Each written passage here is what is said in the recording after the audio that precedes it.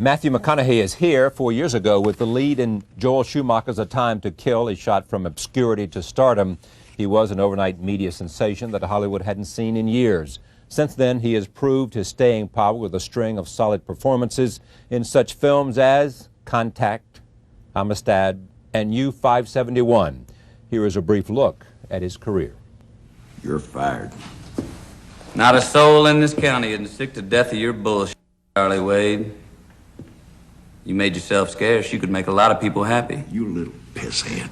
Now or later. You won't have any trouble finding me.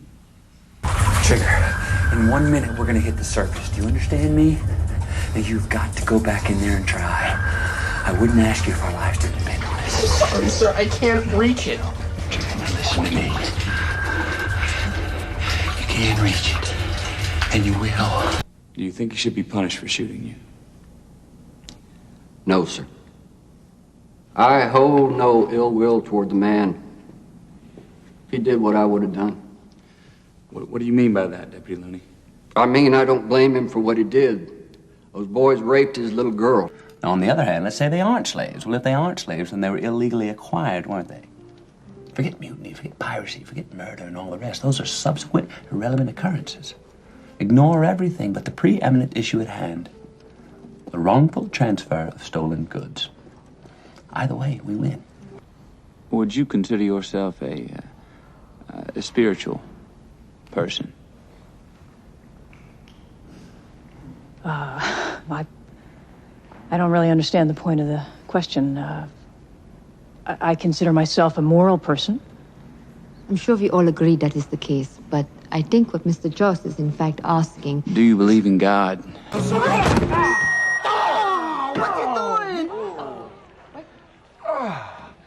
Ed, you okay? Oh, something broke my fall. Oh! His latest film, The Wedding Planner, opens this Friday. I'm pleased to have Matthew McConaughey to this table for the first time. Welcome. Nice to be here, John. I met you at the golf course, but have never had you here. No, sir. Welcome. Tell me about The Wedding Planner first. Wedding Planner is a romantic comedy. It's a fairy tale, really. Good story about relationships and sort of making that call, assessing your relationship just before it's too late. And I say it's a fairy tale in the classic romantic comedy sense. It's about that first kiss. It's about that first dance. It's myself and Jennifer Lopez and how we fall in love. And it's a nice song of a story. Does every actor, or most actors, or you specifically, always want to do romantic comedy? I mean... romantic comedies really aren't even the second thing that I'd like to go out and see in a theater as far as what I like to watch. Yeah. And it was sort of a thing for me. It was timing. It's not something I always dreamed of doing, but I'd turned 30, felt a little more mature about getting into some sort of romance. I'd just come off of U-571, pretty heavy-duty, responsible movie about honor, and there was, 17 of us men in World War II. Felt like a little bit lighter fare. Yeah. So you blend it's just a real tonal thing that you find, and it was nice. It was like I was not exhausted at all after The Wedding Planner. Yeah. I felt like I was... But U-571, I need to lay horizontal for a couple of weeks after that, yeah.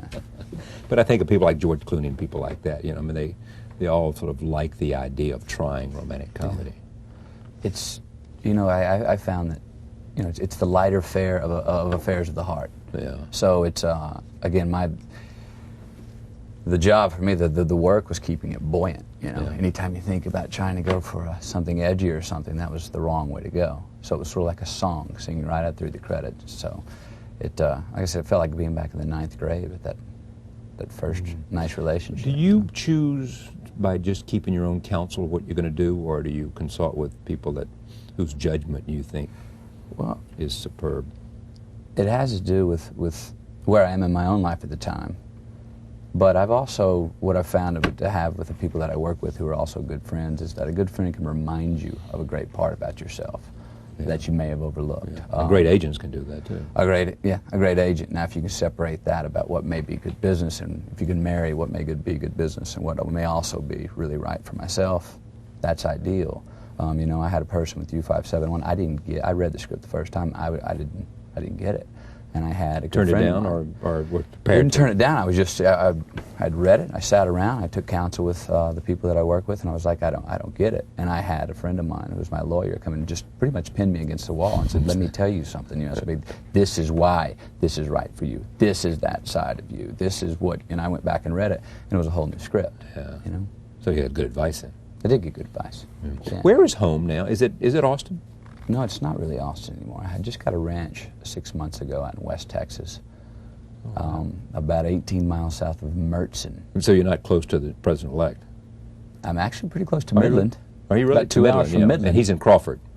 Is he? Okay. Yeah. So he's in Crawford. I'm not that close to him. I'm about, the nearest person's 8.5 miles. And how big is this ranch? 1,600 acres. 1,600? Yes, sir. And cattle on it and horses on it? 40 cattle, 40 goats, an emu, an ostrich. It's sort of a mutual of Omaha. Wow. Is that right? We're not going to make any money. But off of it. are you stocking this yourself? I'm deciding that, you know, I've always wanted to have an ostrich on my farm. If I ever had 1,600 acres, I'd certainly want an ostrich. I don't know how the hell the ostrich got there. And certainly an armadillo here, an armadillo there, and, you know. It's you know. Sort of just a place to go. Yeah. We have to get away. My brother spent some time there. We practically moved in. The man lived there. He had 3 houses, left everything, including his dog. Every piece of clothing, every bottle just of left? wine. Left. And somebody calls you up and says you want a farm and some clothes Went out and and looked at a it and cabin? moved Yeah. Yes, sir. But Texas is home. You want to stay in Texas. I do. I like Texas. I mean, I was born in a small town, Uvalde, in South Texas. Yeah, right, raised I in know. Longview up in Right. northeast Texas, there in the Bible Belt. Yeah. Went to school in Austin. And then sort of found myself, that's one of my places I always gravitate back to, whether it's for the people or the space. Or Wasn't John Nance Garner from Uvalde? John Nance He Garner. was a former vice president of the United States. He's the guy who said the vice president is not worth a bowl of spit or something Okay. like that. Yeah, I think he may, but I may be wrong. Uvalde, My history Texas, may. okay. Yeah, but that's where you're from. Yeah. Yes, I am. think he is. John Nance Garner was a vice president. I moved from there when I was 9. Oh, you did? Yes. Yeah. Yeah. Jennifer Lopez. Yes. Did you want to talk to her, know her, get to see her before you started out? Yeah, I did. It was about, I had about 24 hours to make a decision on whether I was going to do the wedding planner or not. And Yeah. I was driving back from Texas at the time and found out I said, well, I need to meet her. I'd never met her. I found out she was in Las Vegas. The next exit to Vegas was about 8 miles ahead of me, so I went up and found her. And I think it was Caesar's Palace one night. And she was eating dinner with about 18 people, and I sat down, and you want to get, again, romantic comedy, you want to have a rapport. I wanted to see how seriously she took herself, or not. How well we could just kind of get a lingo going, and it was, in about 5 minutes, it made it seem pretty obvious it was going to be easy to be attracted. It was going to be easy to have a likability there. You know? Was she in Out of Sight? She was. Yeah, with She sure George was. Clooney. Yeah. She sure was. Roll tape. This is a clip from The Wedding Planner. Here it is, Matt and Jennifer. You can finally meet Eddie. Come here. Eddie, come here. I want you to meet the wedding planner. The 2 most important people in my life set eyes on one another. Eddie, this is Mary, the wedding planner. Mary, this is my fiance, Eddie. Mary, are you okay? Mm-hmm. Yep. Have you made any mistakes with all this attention that would inevitably, somebody's going to make mistakes? It's hard to handle what you've had to handle. I remember there was a big cover story in Vanity Fair, as I remember. Yeah. Soon after, when hardly anybody knew you, and all of a sudden the movie hadn't even been released, I It don't was think. GQ. It was pretty much a barrage. What does that do? Well, I can probably talk about it a lot easier now than I could have then. Yeah. Because, and this will sort of explain it, my memory, or just kind of realizing what went on from, say, 93 to 96, just came floating by about 2 years ago. Yeah. There is a certain imbalance that happens, the frequency, the impression. It's hard to be involved. It's the first time I was learning trial by fire, and then it went kaboom. So Friday afternoon, I've told this story before, but it's really a nice example. Friday afternoon, complete autonomy. I'm anonymous. Right. Walking down 3rd Street Promenade. Everybody's a stranger.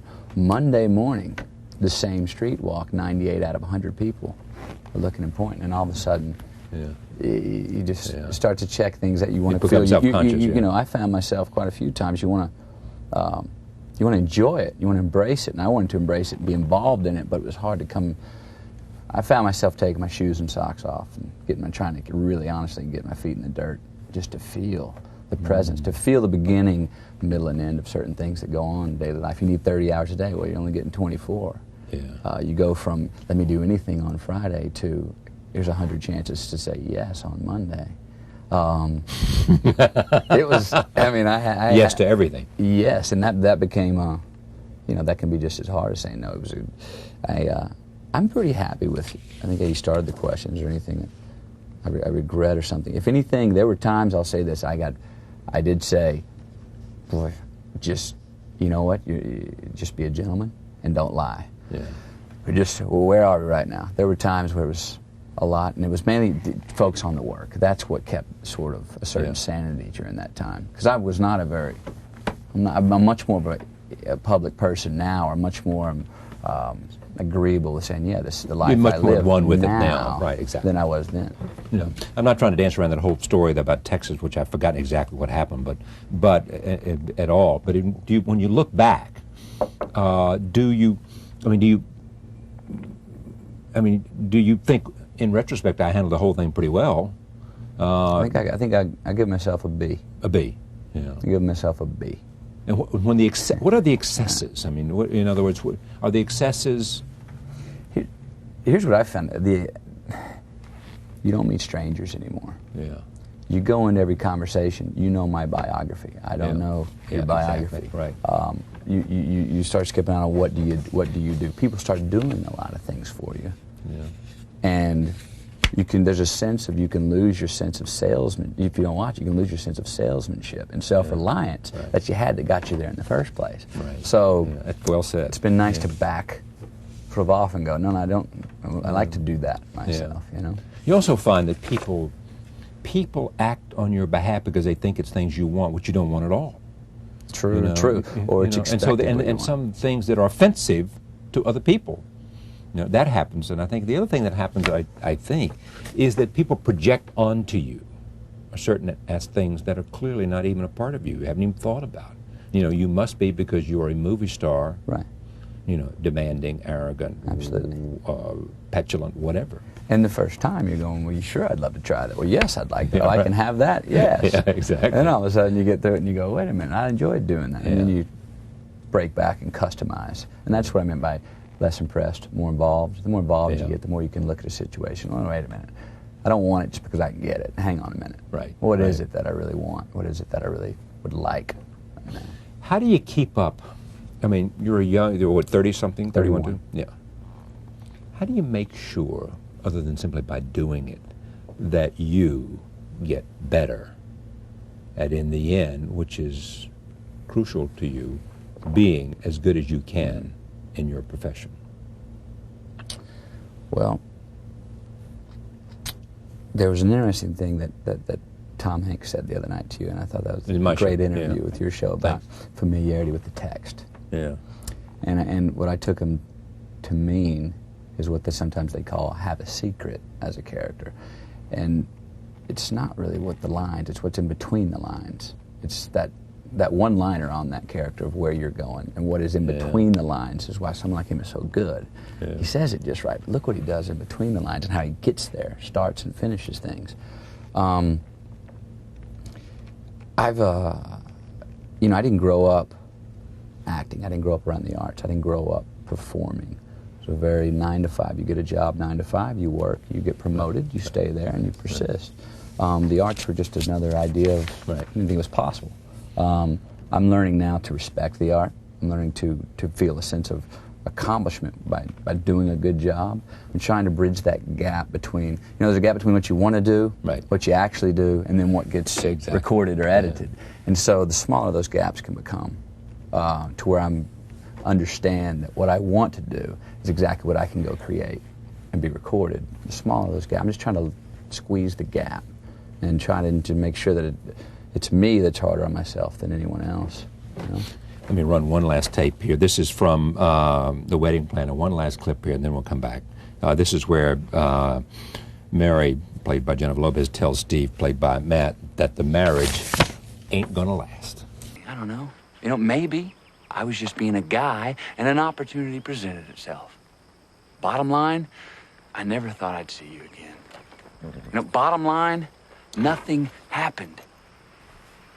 Bottom line, now, more than ever, I believe Fran is the one for me. You know, I just thought about this with you. Think about this. If you could say to a young actor, here's what's going to happen with you over the next several years.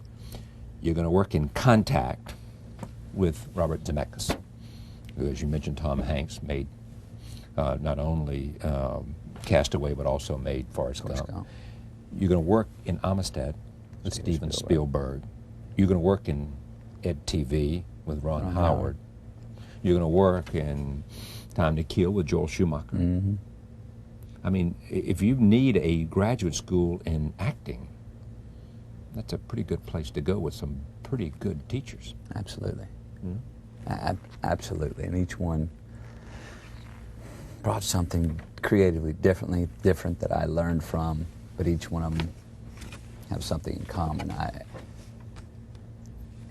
No one ever said no, but you want to dangle the carrot in the right direction for the actor. They tell, those were all four like very important stories. Spielberg is so inspiring. You go to work, you break a sweat that day at work. Yeah. You know, there's a real discipline I learned as far as working with Zemeckis. As far as with all the camera movements, there's a real discipline to repeating a certain action at a certain time. Ron Howard's the most inquisitive. So what do you think about it? You know, you've talked to him, everything. So what do you think about it? He loves to find out just a certain opinion. Joel Schumacher was at a time, that was my first maybe like lead main role in a film like A Time to Kill. And he helped me get my mind out of the way. Yeah. And say, no, don't think about it anymore. You got it. So he just sort of, the optimism of, just go. Trust your go instincts. forward. Yeah. You know? Congratulations on this. It's great to see you. Please come back. How's your handicap now? I'd say it's about a 14. It's gone up. I haven't played golf in quite some time, but I'm going to take the clubs to Ireland. Yeah, for a movie? Get it back tonight. I'm going to go do a thing called Reign of Fire. Going to slay some dragons, year 2030. Who's the director? Rob Bowman. He did the X-Files film. Yeah. Who else is in it? Christian Bale. Oh, sure. Yeah. And, who was in American Psycho? Yes, he was. Yeah. And remember, he was the kid in Empire of the Sun. Yeah. Spielberg film. Yeah. And I'd love to be in Ireland. God. It'll be my first time, and I hear nothing but beautiful things about it. So I'll go back, trace the family. And they said you fall in love over there with the place, the people, everything. Come back to see us. I hope so. Thanks, man. Pleasure. Matthew McConaughey. We'll be right back. Stay with us. Gentlemen, Wall is the name standing before you. Max Wall, in the flesh, not a cartoon. I'm dying to be what I'm not. I'd give everything that I've got to write plays like Coward or act like Howard. I am longing for Goldwyn to say, whatever you ask me, I'll pay. To make pictures for me, but hear my story. I was born on a dancing mat. I can play a guitar, but I'll have to do more than that, or they never will make me a star. I don't wish the ladies in my audience tonight to get the wrong impression of me. Is that clearly understood? I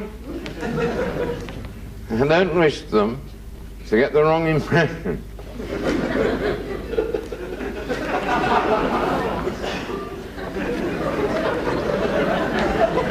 Here. You have not the wrong impression of me.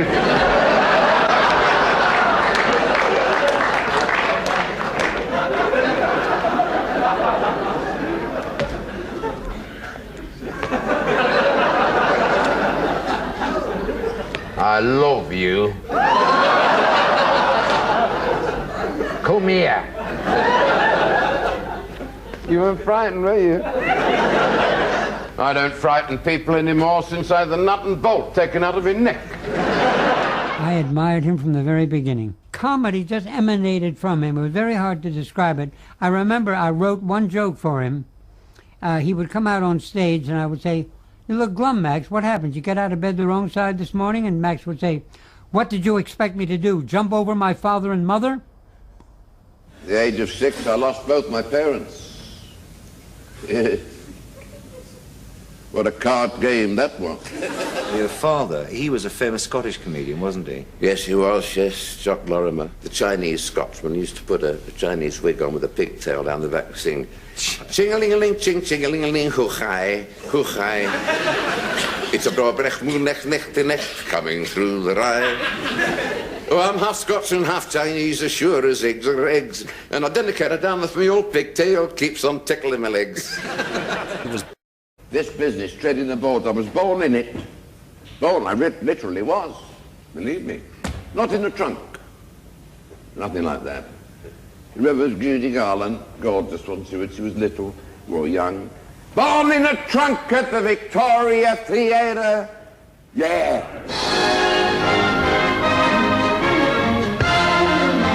I loved all that Yankee brashness.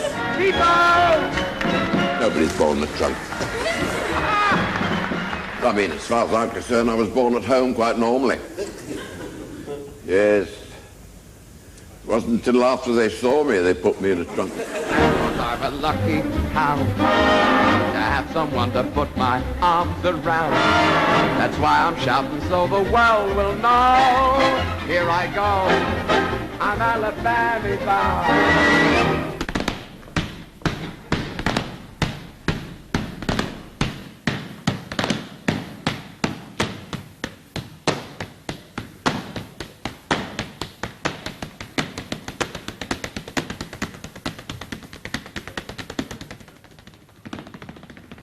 A commercial traveller went to a hotel, checked in, went upstairs, unpacked his bag, cleaned his teeth, got his trousers off, put his pyjamas on, went to bed and read a book. And it was as simple as that. The next room was a honeymoon couple, walls were very thin, and this is what he heard. Whose little body is that?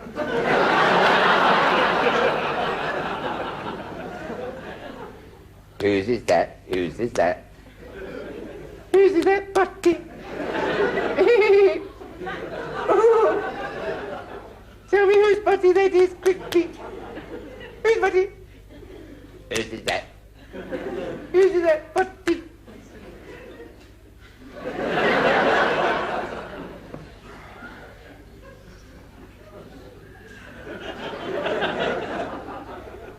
He got fed up, didn't he? He got out of bed eventually and he banged on the wall. A man says, "Yes, what do you want?" He says, "Will you get your asses sorted out? I want to go to..." In 1955, when he was at the height of his success in The Pyjama Game, the West End, a big hit, scandal broke. He separated from his wife. He left his wife and family. And then, consequently, he met up with a beauty queen and ran away with her. And the press were full of moral outrage, fake moral outrage. But it was as if he was an evil man, as if he'd done something desperate and awful. And it had a profound effect upon his career. The marriage had gone, completely gone, you know. And I left because if I hadn't have left, I would have probably been hung. Because they're the capital punishment in those days. Shut up laughing. No, it's true. If somebody had to leave, somebody had to break it up. And so it was me. I did so. I regretted it. I had remorse for years. Yes. But I was the ogre, and that's all it was. And I had left my wife and my children, which really broke me up.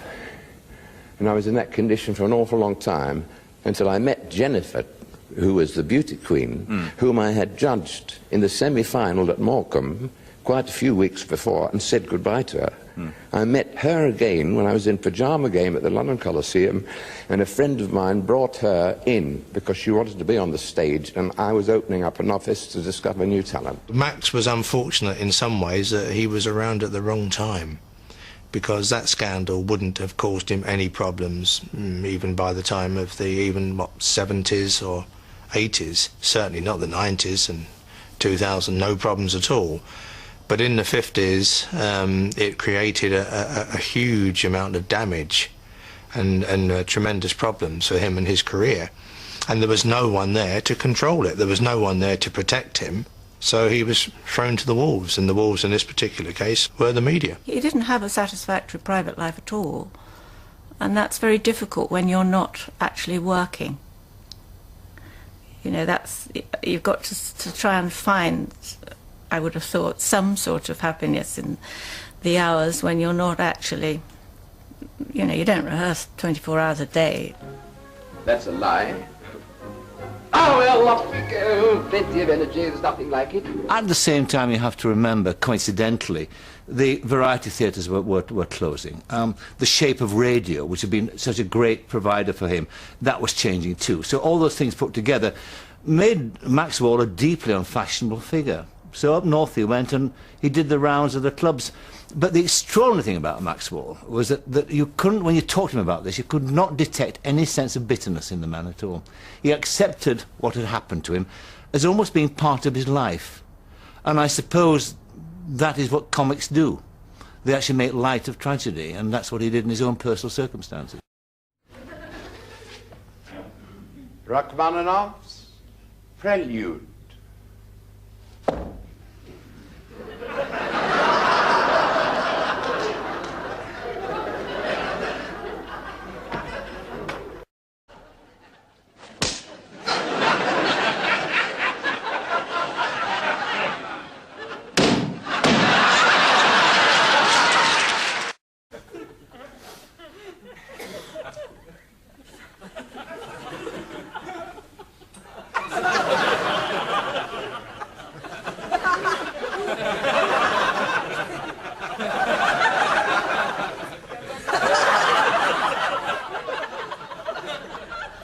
What a funny answer.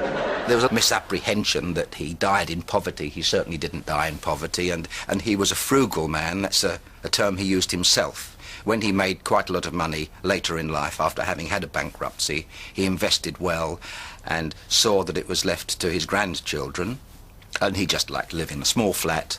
This is me telling you we'll meet again, and so until we do, I'll say good night, keep well, sleep tight and tell your friends